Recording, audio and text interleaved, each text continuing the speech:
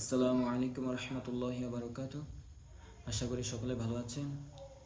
তো আমি আজকে যে বিষয়টি আপনাদের নিকট আলোচনা করব সেটা হচ্ছে আমাদের মধ্যে এমন অনেক মানুষ আছে যাদের জীবনের কোনো আসল উদ্দেশ্য বা লক্ষ্য নেই।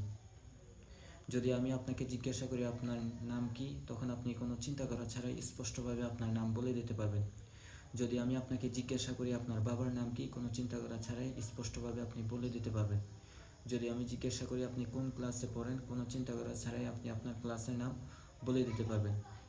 কিন্তু যদি আমি আপনাকে জিজ্ঞাসা করি আপনার জীবনের আসল উদ্দেশ্য বা লক্ষ্য কী, তখন আপনি চিন্তায় পড়ে যান যে আসলে আমার জীবনের আসল উদ্দেশ্য বা লক্ষ্য কী।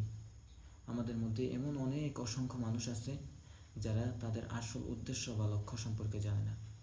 অতএব আমরা আমাদের লক্ষ্য সম্পর্কে জানতে হবে, গোল সেট করতে হবে এবং কি সেই লক্ষ্য অনুযায়ী দৈনন্দিন কাজ করে যেতে হবে। তাহলেই আমরা একসময় সাকসেসফুল হতে পারবো।